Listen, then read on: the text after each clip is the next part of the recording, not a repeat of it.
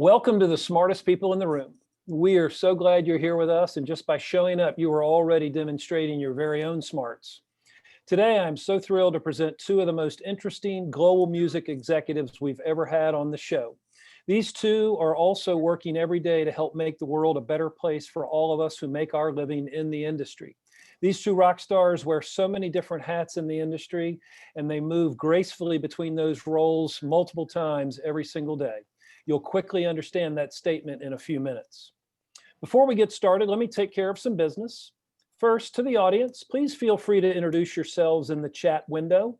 The reason we do these webinars is twofold. First, we want to showcase really smart people and the amazing work that they do day to day in the music industry. But the second reason is a bit more nuanced. Many of you know that I am a music industry headhunter. I place music executives in roles throughout the industry.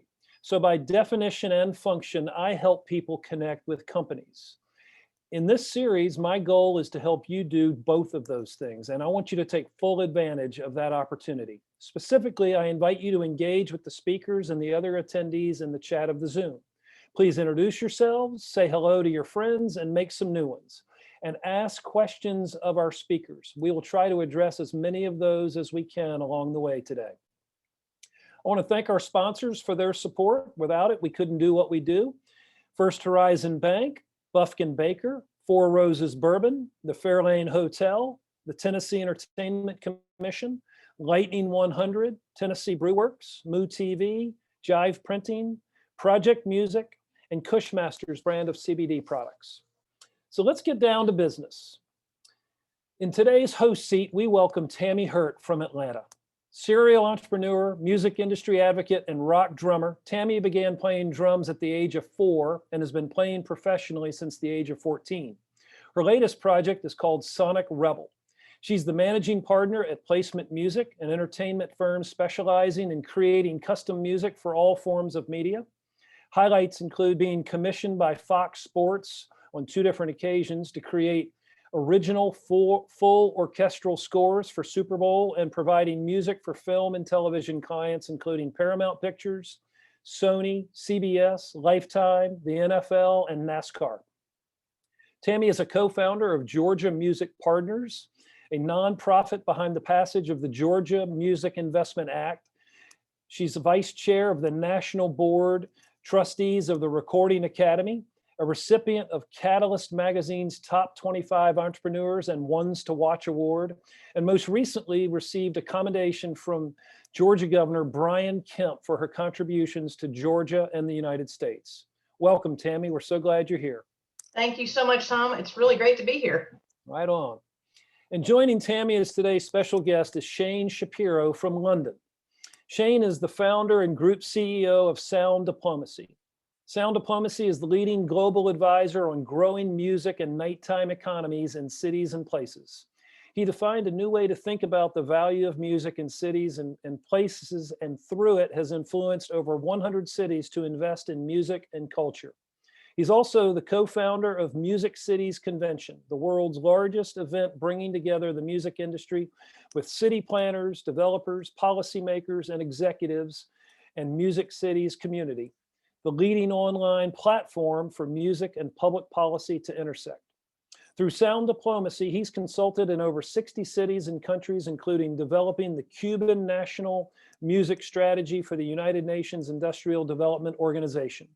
He developed the first ever music presentation at a United Nations World Urban Forum and consulted at length with the Greater London Authority, including working on the development of London's Night Czar and across the Mayor of London's music policy. He's also an accomplished journalist and frequently contributing to Forbes, World Economic Forum, City Metric, and others. Shain holds a PhD from the University of London and was one of the top 10 creative entrepreneurs in Britain in the British Council's H100 list. Please welcome these two amazing guests to the smartest people in the room. Take it away, guys. That was intimidating. All right. Hey, Shain, how are you? I'm good, Tammy. It's so nice to just be able to chat with you for an hour. Like, we never get this. I know we don't. It's pretty great not to have an agenda. So I know. It's awesome. Thank you, Tom. So, I'm going to just jump in here. I think, Shain, for people who don't know you, you and I met and we determined in 2015, and I have been a fan ever since. So Well, can you just give us a little bit about your journey, kind of why you started on this trek and on this path, and sort of how you got here. Yeah, thank you, and vice versa. It's always such a privilege to be able to do these things. I find myself super lucky. I'm Canadian, but I live in London in the UK. I actually got my British citizenship today. So Congratulations. I'm like, it's a big day for me. So I moved to the UK in 2004 to go to school on a year abroad. And I moved back to Canada to finish my degree, and then promptly moved to Amsterdam to do my master's, which I was given a full scholarship for. Fell in love with Europe, decided I didn't want to move back to Canada. And but I couldn't stay in the Netherlands after my master's because of visa processes. So I ended up moving to London on a kind of what used to be called a working holiday visa, which means you could work for like part-time and live for a couple of years in London. And I was a music journalist. So that's what I did. I went to festivals and wrote them up. I wrote reviews. I worked for a website called Drowned in Sound. If anyone has heard of it, it still exists. And then one day I got in touch with the Canadian embassy in London, and I wanted to get involved as a Canadian expat, discovering that there was no like representatives in the UK promoting Canadian music. But that year, the Canadian government, I don't know if anyone remembers this, sponsored the NME and actually put a CD out. Remember when CDs were attached to magazines? I guess some still are. Put a Canadian CD out. And long story short, I met the right person, and I became the kind of UK and European representative for the Canadian Independent Music Association. And I became the Canadian music export person for 4 years. And then I got sick of Canadians, because as Canadians, you get sick of Canadians. Whoever's Canadian is listening, I still love you. But and that's to be honest, what prompted Sound Diplomacy. So at the same time that I was working for the Canadians, I did my PhD. So I was kind of studying part-time, working part-time. And really the intersection with this work came from when you work in music export, which Americans don't have, right? Most countries have trade offices specific for music, and we call them music export offices. And you have to work for every genre. You have to understand every discipline, right? You have to go to so I had to be kind of a jack of all trades, master of none in the music industry. And, and before that I did odd jobs. I worked at a record label. I worked at a music venue. I worked at festivals, but I was never very good at any of those things. But I felt that, being kind of this interlocutor, this intermediary between a bunch of different objectives seemed to work for me. And I always wanted to start my own company. So when I got my PhD, I was legally allowed to start a company in the UK. When I was studying, I wasn't. So the day that I graduated is the day I launched Sound Diplomacy, pretty much, or And around. when was that? It was February 4th, 2013. So 8 years from Thursday. Okay. Happy anniversary. Thank you. And long story, the first 2 years of Sound Diplomacy were just running a music export office for hire. We worked for the Polish government, the Colombian government, the Barcelona government, a number of other governments. And that's kind of where I discovered that there was this, well, I didn't discover, I was brought into a number of conversations around the relationship between music and cities. And that is around the time that you and I met in 2015. Well, it was your work, I think, with the Canadian government or Canadian entity that, I came across Mastering of a Music City. That was really my first entree into,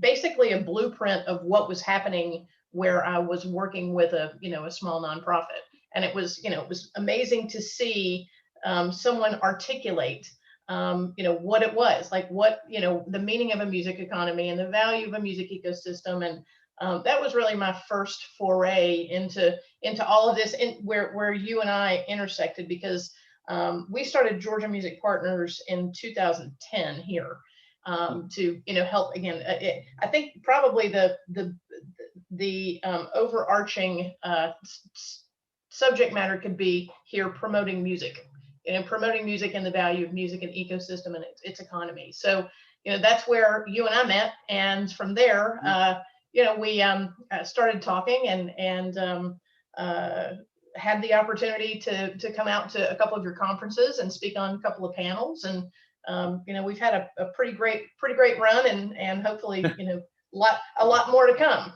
Yeah, so let's, we get asked all the time, kind of, what do we do? Because I guess you do work in the music industry. I kind of don't anymore. In some respects, I work in my head kind of on behalf of the music industry in some ways. When I always say we're music people for non-music people. But the best way is to kind of describe when you read that report, and for the audience, is it wasn't the first report written about this topic, but it was the most internationally recognized because it was promoted by the IFPI. I mean, it was written by by a couple of university professors who were contracted by the Major Label Association of Canada and the VP of that major label of Music Canada at the time, and that was the same time when we did our first conference, and it all kind of was alchemy in a way. Like, it all happened without us really knowing that it was going to be a thing. But the best way to describe it, and I'm curious, is I always use analogies. I've learned how you got to tell a story to get someone to understand something. So I'm sure everyone who's listening to us had a drink of water today, right? We all probably turned on the tap or opened up a bottle and drank some water. And when we're doing that, I bet you none of us thought, there you go, Tom. You're not thinking about how that moment happened when you're drinking the water, are you? You're not thinking about how that water got into that bottle, how that bottle got to your hand and into your mouth. And clean water doesn't just happen. Clean water is we only recognize that we need clean water when we don't have it. And when we open the tap, we're not thinking about all the pipes, the sanitation, the wells, the drilling, and so on and so forth that went into that moment that we take for granted. The fact that we turn on the tap and we get clean water. 99% of people in this world go through the exact same process when they listen to a song. It doesn't matter how a song is created, because it doesn't matter how a song is created. All that matters is that the song connects with the person who is listening to it. But what happens is, because people are so, they are caught in that moment of enjoying that song, it disassociates what we call the creator from the created. And we forget about the pipes and the filtration and the sanitation and the engineer and the producer and all the things that you do, Tammy, that went into that song being created. And when you disassociate the supply chain, the creators from the created, you unintentionally take for granted the fact that the song exists in the first place. And then we begin to disassociate value. And that's what happens when we see that music education, for example, is not wholly invested in communities. And a lot of people do not understand how the music industry works. We also don't understand how clean water gets to our taps. So I think that you and I think you're amazing at it. I'd love for you to kind of tell the story of when you brought legislators into the studio, maybe, because how our work is made, how the sausage is made, how the water gets to our tap, has to be wholly understood in order to convince those who do not work in our sector that our sector, or our ecosystem, as we call it, is worth investing in. And I'm curious kind of how you did it at Georgia Music Partners, because you got a lot of shit done in a short period of time. Well, you know what? We're a small and mighty team. But I will tell you that, Georgia Music Partners came together out of a necessity. We had a booming film business here, very focused on film and television. Pleased to say now that, we're an epicenter for esports, so this incentive has really done its job. But when we started Georgia Music Partners, we kind of felt like music needed its own little champion. And we wanted to make sure that music had a seat at the table, had a voice in the room. And, long story short, for all the reasons, but one reason specifically, we wanted to pass short story. In the Georgia Investment Act, Film and TV Investment Act, music is included, but it wasn't really being utilized. So it was more about film production and on site and on set. And we wanted to make sure that the folks coming in doing that here in Georgia understood that we had this wealth of talent, these great artists and these incredible studios that could also be leveraged and utilized. So we created our own Music Investment Act. So in the course of that process, we realized that and I say this all the time, we realized that we needed to be better storytellers, because we knew the value of a music ecosystem. We know the value of the music economy. But if you're not speaking the language, if you're not talking to legislators and policymakers and showing them, in a way that they can easily understand, economic impact and jobs, so you have to speak in their terminology so that they understand, because they come from all backgrounds. They don't know about our business. So we learned that we needed to be better storytellers. And one of the stories that we told was in person in the studio. And at the time, Third Day had a great studio up in Marietta. And we brought legislators in. It was around Christmas. And we wanted to show them what it was, how music is made. We wanted to show the artistry, the producer, the engineer, the assistant, the tech. And so we brought them in and we did a Christmas song and actually put them in the mix. We had them sing backups and do hand claps and stomp their feet and play tambourine and all kinds of things. And they were engaged, and they had an experience that they'll never forget. I mean, I see people down at the Capitol still, and they run up to me like, "Oh my God, I can't tell you how much that meant to me." But it was an explanation of what it was. You can't fake it. And that's the thing. So we did the same when I was in Kuala Lumpur at the World Urban Forum, which is the world's biggest conference on urban development. It's like 30,000 people. It's a UN thing. It's quite a trip. And obviously I went there not knowing anybody. Let's say, BSing my way into getting a panel session, as I tend to do a lot. And I'm sure there are some people who are on this call probably who know a chap named Aubrey Preston, who lives in Nashville. And Aubrey's a dear friend of mine, and one of my kind of advisors. And I have no idea how, but I dragged him and his wife, Michelle, to Kuala Lumpur to join me at this conference to speak about music tourism in relation to the United Nations Sustainable Development Goals, which are like a super big deal outside of the US and becoming a bigger deal in the US. What worked? So we did this kind of session for about 130 people, not realizing that a bunch of them didn't speak English. And the only thing, and it wasn't amazing, and we had gone halfway around the world to wax lyrical about music. And then Aubrey was like, "Why don't we just get them all to sing a song?" And we realized that there's only a couple of songs that everybody knows regardless of language. One is Happy Birthday, can't sing that. But the one that's in Creative Commons, I think, is You Are My Sunshine. Everyone knows You Are My Sunshine. We got 130 people in a conference hall from like however many countries to sing You Are My Sunshine together. And suddenly like the tone changed. Light bulb goes off, right? Well, yeah, and I had like, delegates, attaches to this country or ambassador to that country, all these bullshit serious titles, people who are acting, in a certain way because they have to. Suddenly all of that is gone and they're just people singing.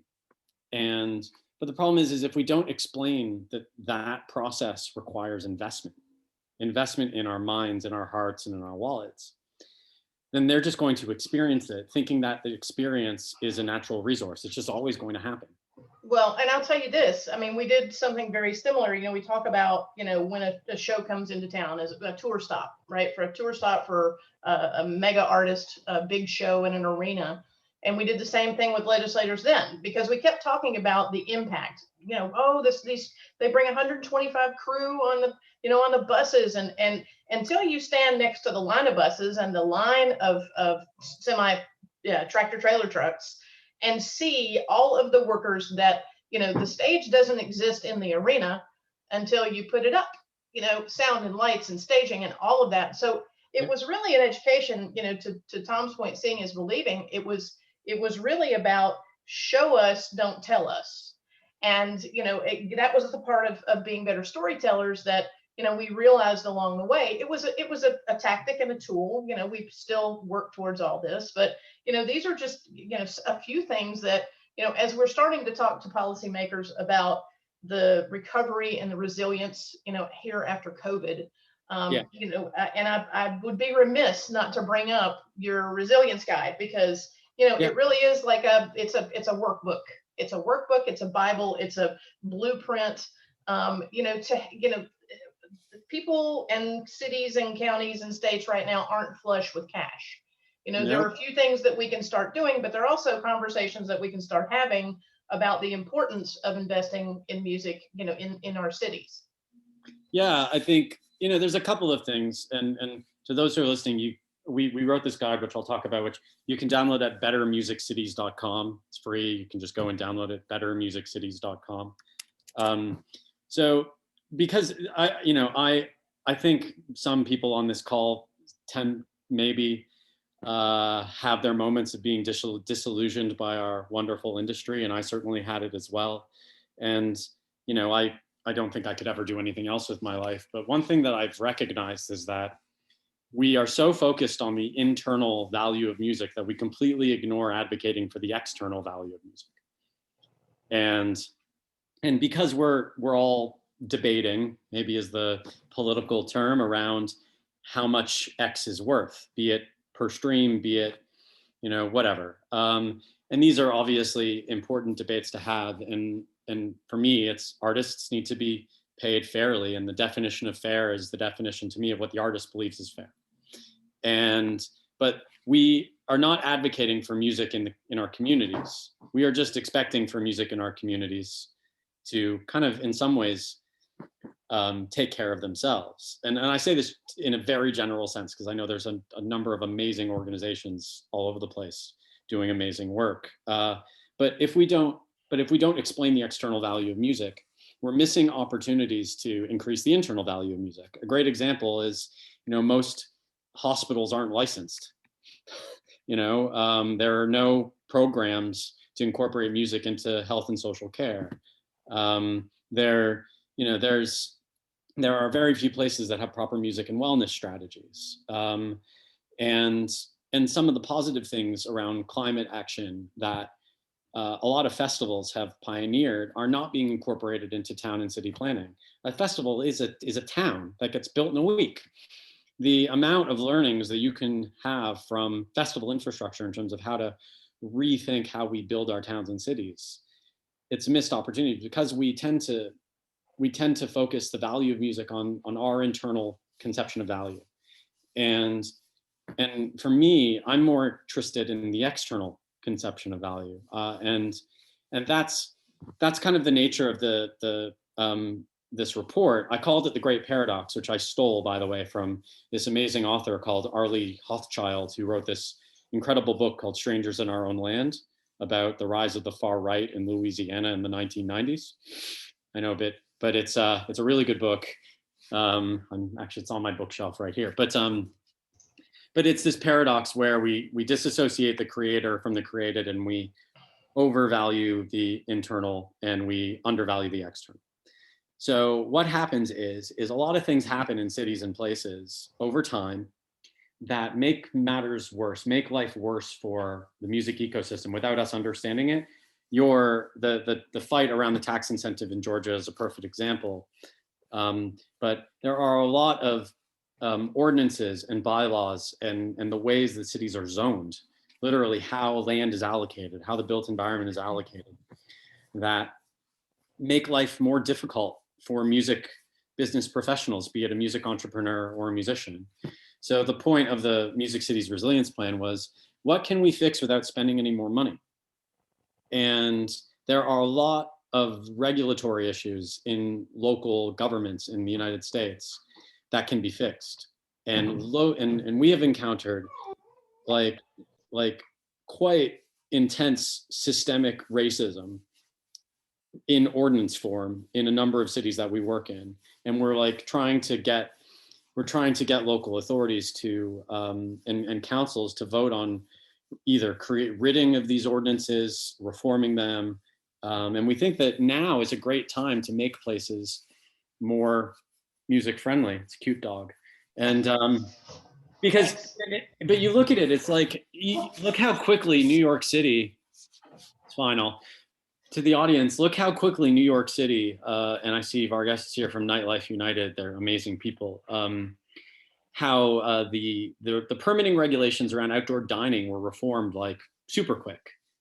And for those who are familiar with New York City's ordinance and permitting bylaw infrastructure, prior to COVID, that probably wouldn't have happened.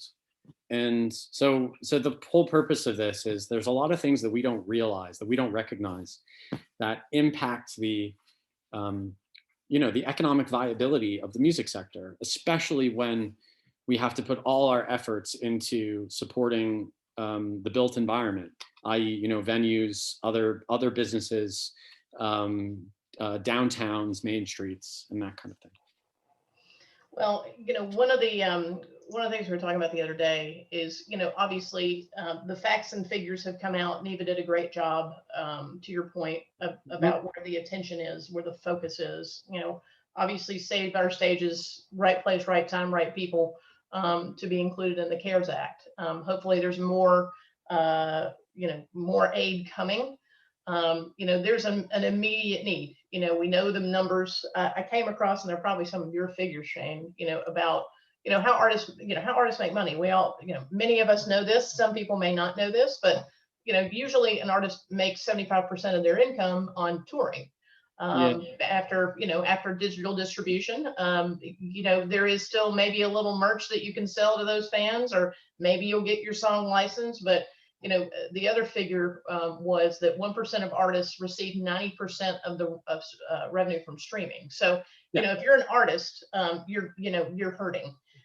So there's an immediate need, right now, and the Resilience Guide is excellent. I know you're continuing work on this. We're going to publish a version 2 in April, which I'm working on. But I find it incredibly fascinating when you have the two most hyped alternative investments, according to Bloomberg this year, are music rights and whiskey.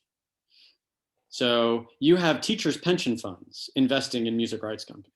You obviously have what Merck is doing at Hypnosis, another Canadian, buying heritage rights, right? Like the value of music rights, to me, there's this weird, again, paradox where I find it ridiculous, where we're sitting on a gold mine that we're just not, that we're not properly monetizing at the ground level. We are not building the right shovels.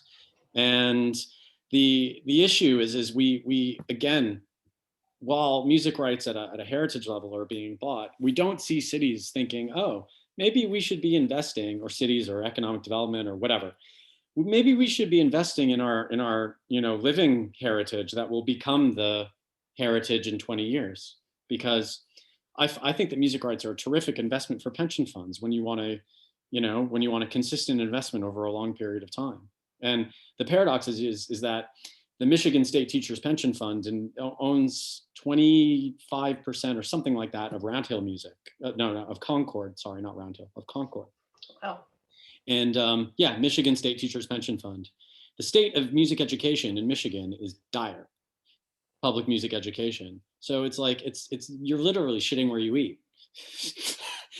I find there's this incredible argument that we should be making, saying, if you want to invest in this incredibly lucrative, safe set of assets that will support the pensions of the future, you should be investing in creating the content to fill those assets so the pensions continue to go, and we, long-term ROI, as Tom says, and that's what we're focused on. We're trying to convince, sovereign wealth funds and pension funds to invest in music in a way that they understand. And I don't think Well, yeah, to explain investing in IP to a legislator who may be a farmer in South Georgia, there's a curve. There's definitely a learning curve to it.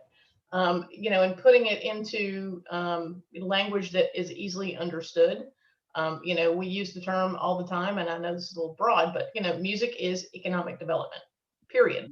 And if we can start to get our our leaders, our lawmakers to really see that, honestly, we've got the opportunity right now, and of course, I look around the country and around the world, and in my backyard, which is, the vibrant scene, and a rich music scene is going to drive recovery. It's going to drive resilience, and the creative economy has the quickest opportunity to rebound. We don't have to build lots and lots of buildings, and there's not a giant amount of infrastructure because we can do things, fairly easy. And to make the case that, with these economies and with the ecosystem, if you invest in it, if you take care of it, if you leverage it, it makes the city better, because all the cities are attracting talent. They're all in a competition to get have the best place for young talent. There was go ahead. Yeah, no, there's another. I read City Lab a lot.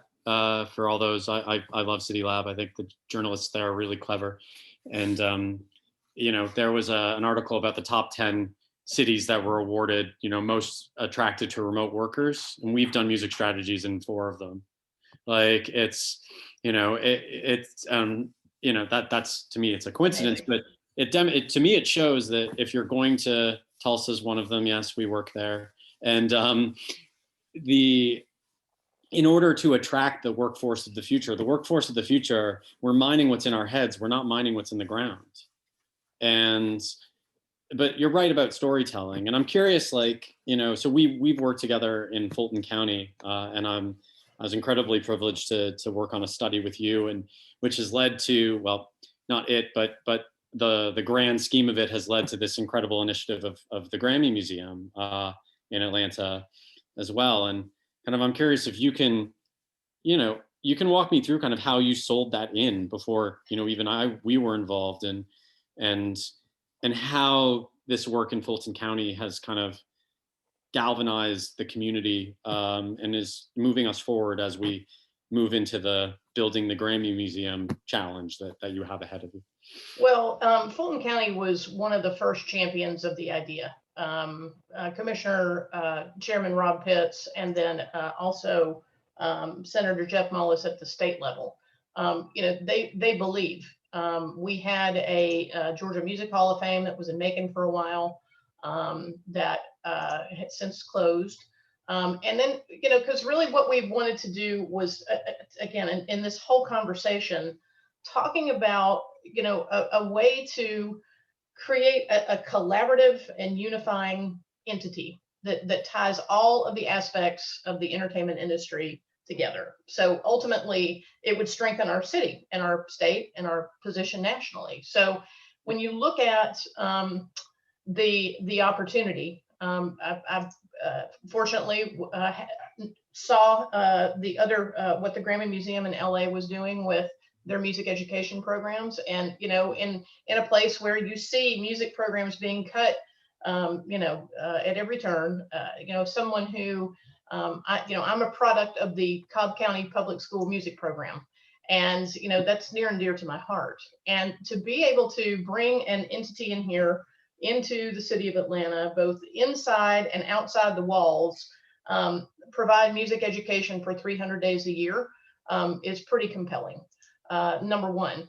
The other piece of this is the workforce development component, because we have to have a unifier. You've got all the sectors that are chugging along, they're doing really well, but music is a part of every production. So with the studio component to this, we hope to continue to build that, to that sticky substance, to bring all of these various sectors together. So Fulton County, we actually did a impact study with state of Georgia many years ago, or on the state of Georgia many years ago, and it showed the economic impact of being about $4 billion. And Fulton County's pre-COVID numbers, the impact was a little over $1.5 billion. So Yeah. it's of the 20,000 jobs in Georgia from the previous impact study, it showed that about half of those jobs were in Fulton County. And we have a very rich studio infrastructure here. And we're doing a great job of educating students, in our 48, post-secondary music programs, but they're, getting snatched up by Google and Silicon Valley, and they've come out of Georgia Tech and Georgia State and KSU.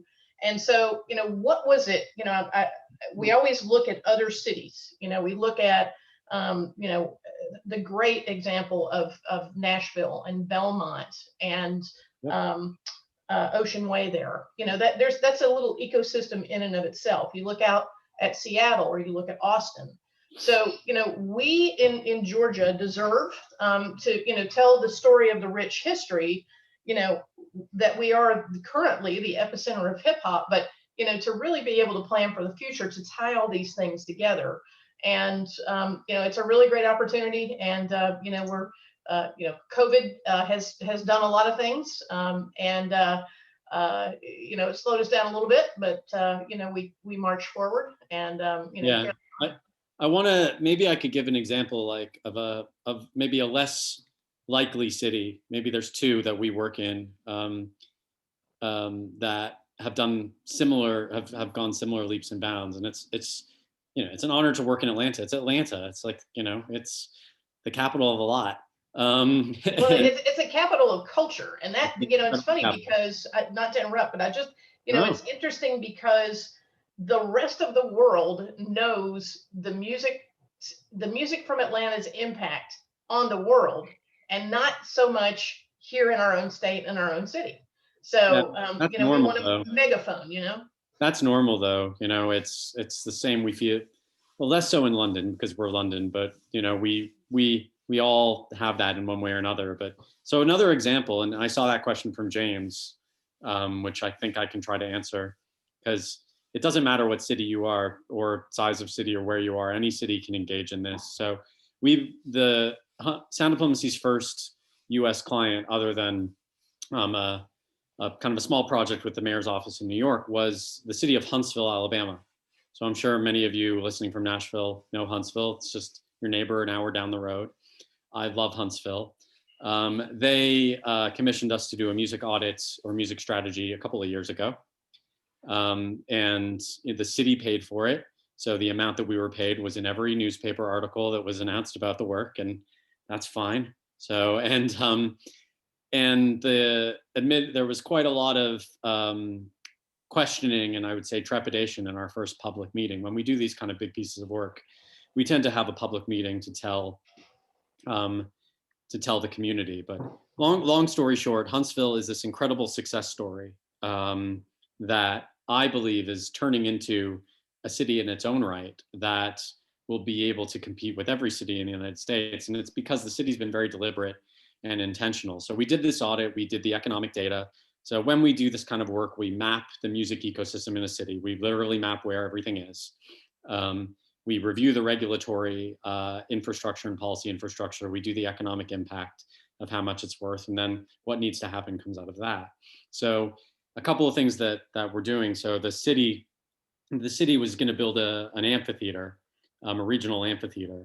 And when I came in, I convinced them that instead of going with one of the major, let's say, amphitheater providers in the region, it would be better for the amphitheater to be designed by artists and run independently, so anyone can book in it. So I was able to encourage my friend Ben Lovett from the band Mumford & Sons and the company The Venue Group to come to Huntsville.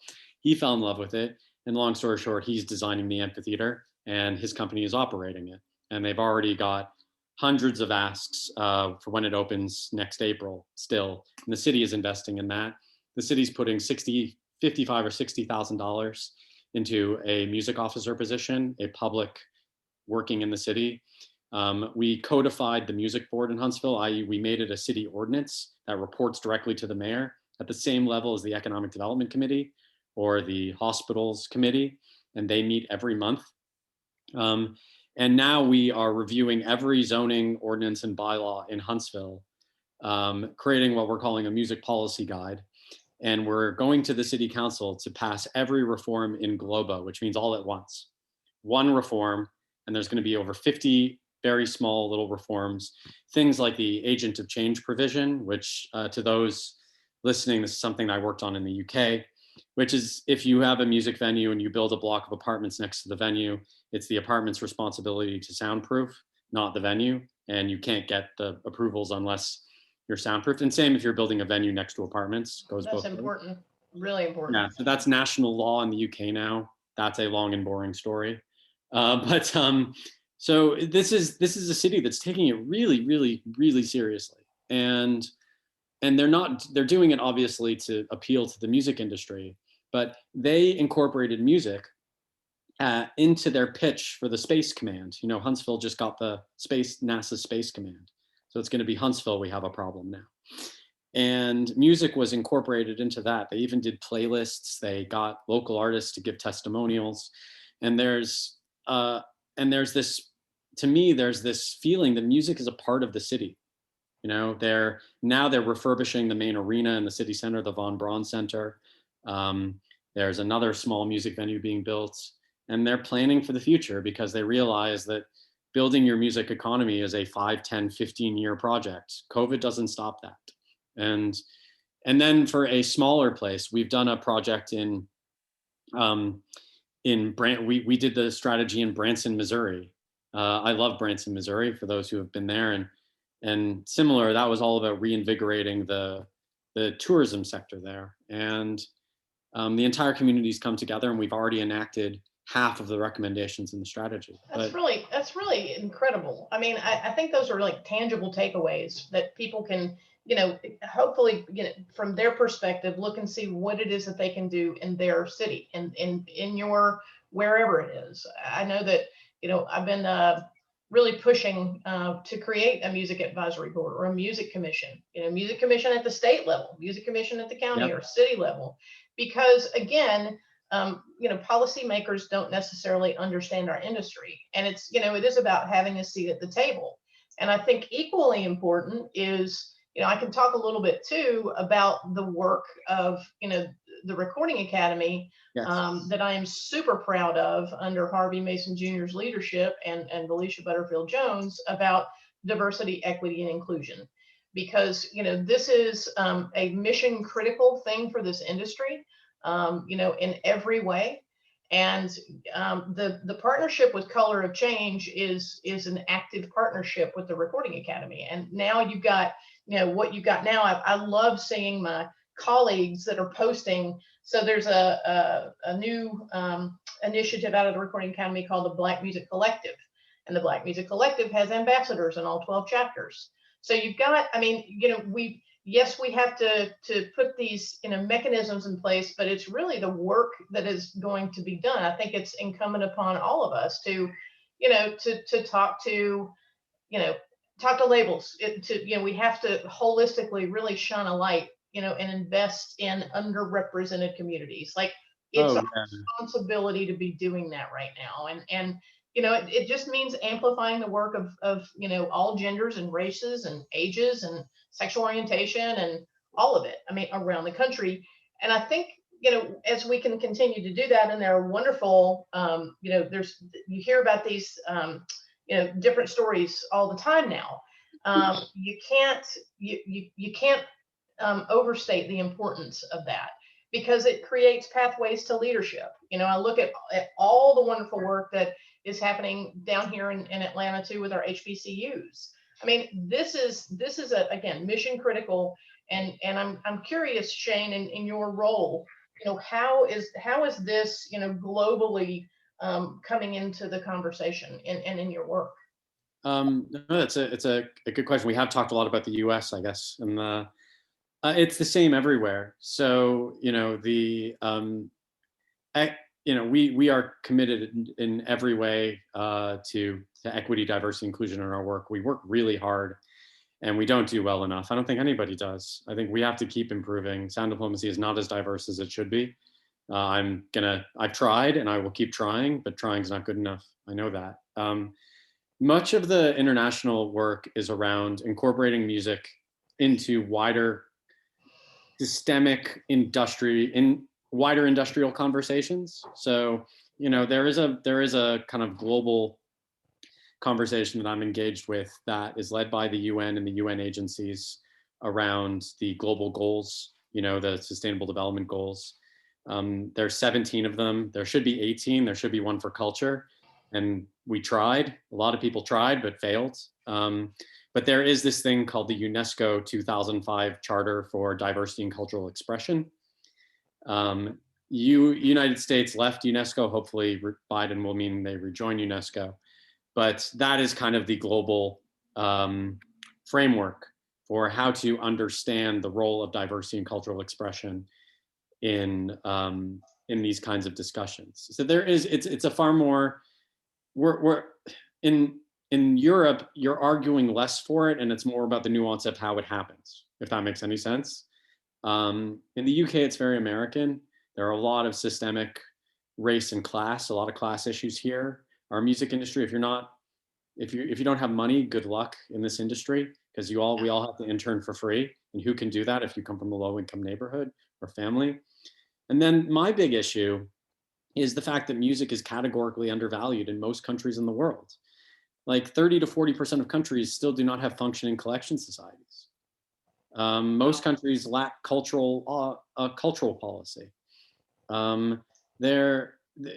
are very lucky in the UK and the US and Canada and other places. Like, trust me, try doing this in Liberia. Yeah, I just picked that one at random because I was talking to someone from Liberia. But like, there's some incredible music in Liberia, and it pisses me off that music is not treated as seriously as mining, or not treated as seriously as oil and gas or fisheries. These are all human, natural resources that we all need to survive. Yeah, good luck trying to get through this pandemic without music. Well, and we have a little sliver in the door. I feel like, if we can start to, again, building relationships, we're on a call last week, building relationships doesn't cost anything. If you're going to go to your policymakers and you're going to go to the mayor's office, you're going to go before you need something. Go start to develop those relationships and get that music commission together, because there's those are the things that cost exactly $0. To your point about policy. It's so important though to get it codified. So there's two sides to it. There's creating the music commission, which is important. That's step one. And the second is creating a policy around the need for the music commission to exist. That's way harder. But that's so important because there's so many commissions. Every sector has a bloody commission, yet we fight just to have one. And it's this kind of victimization narrative that I think we're really good at parroting in the music industry, that we need relief, not investment. Like, it's investment. It's not relief to me, because we're investing in our future. Our talent, our art our content is as valuable as anybody else's, but we're made to play the victim because we have to fight for this, this parity. And then you tack on racial issues and class issues. And, I'm a white guy, so certain people listen to me. And that's, I speak English with an American accent, Canadian accent. Like, these are things that, unfortunately matter. And I guess, so Silky asked me about Brexit. Brexit sucks. It's the best way to put it. Absolutely sucks. It hasn't affected sound diplomacy because we have companies in Europe, and we always have. So we can turn the tap off and turn it on another place. But it could drastically affect the ability to tour. And that's a big problem because of the permitting and carnet and taxation issues with each country. So it's a real problem. And our government here has not yet equated or thought of this as an opportunity to invest in local talent. One of the things that Brexit could do is create this increased investment in local culture. Instead, they're spending 120 million pounds on a festival. It's called the Festival of Brexit in 2022. Not sure if that news has made it to the United States, and it's So, because again, there's only two things that the Brits are the best in the world at, apparently. Financial services, apparently we're very good at that, and music, and maybe one of the best in the world.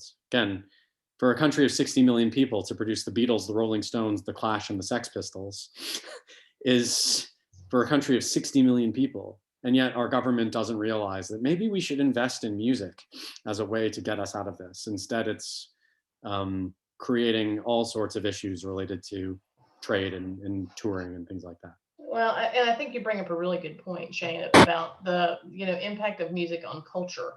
I mean, I think that is a piece. Maybe again, maybe you wrote it. I read it somewhere about how sports has done such a good job of showing the value, physical and mental health of playing sports. That's a tangible takeaway for a lot of people who played sports. I think that on the music side of things, again, making sure that we're articulating, it is the impact of the arts, but it's also, I mean, it's music's direct impact on culture, and you don't have to look any further than Atlanta to look at that, and what that means, or any other music city, quite frankly, Seattle, Nashville, Austin. I mean, it's a badge that costs exactly nothing. It was created out of the ground, naturally resourced. And there it is. How do you put a value on that? Yeah, I think there's strengths and challenges. When you become the live music capital of the world, you create expectations, and those expectations mean you have to be the live music capital of the world. We did the math, by the way, and prior to the pandemic, Austin is not the live music capital of the world. Melbourne is, in terms of the amount of venues and gigs over populations of 1 million people. Look, any marketing professional will tell you, you know what, state it and you are it. So the brag and nag. Right. But it's and Michelle said that the broken record thing in the UK, it's very fascinating. What's going on here? But I see Reed. I think Reed had a question about how do you create a music commission that isn't politically tainted. That's a good question, and I know where he's coming from. The best way that we have done it is to involve as many non-music people as possible, because it forces music people to behave. So if you have representatives from economic development, tourism, diversity and inclusion, a chamber, the city itself, whatever it is, alongside music professionals, then it's often easier to create a consensus around the quorum. And we've had success when even about 40% of music commission appointees are non-music. And that's the best advice I can give from my experience. And trying to make sure that it's split between for-profit and non-for-profit, it's diverse in genre, as well as in race and class and gender and socioeconomic background, as much as one, and it's representative of the place. And I know Reed's from New Orleans, and New Orleans is an amazing, complicated place. Well, I mean, and I can tell you from a GMP perspective, it's really about empowering local music communities. So, the Save Our Stages Act and NEVA did that. Amazing. We have people who have not been engaged. We've been, like I said, a small and mighty team working for 10 years. I'm going 11 years this year.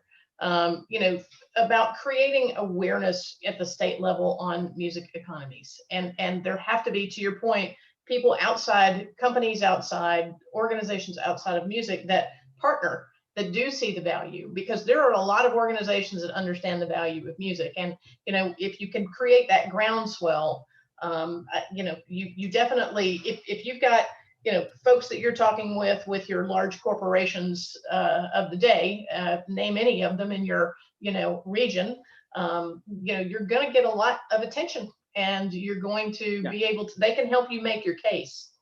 Yeah, I think that's a great kind of, I know we have 6 minutes and a couple questions. Tony's question I think you kind of answered it, is, from a capacity development programming perspective, are there common metrics or terms? Yes. Workforce development is the first one. Those two words, workforce development.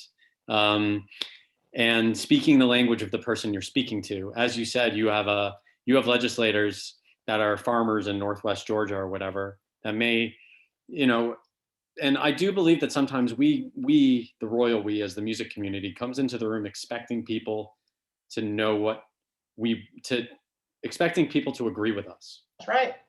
And I have learned that that does not work. Like in my 5 minutes with, you know, the Secretary General of the UN, he likes music, but he doesn't care. He has bigger things to worry about. So I had 2 or 3 talking points of this is why you should care.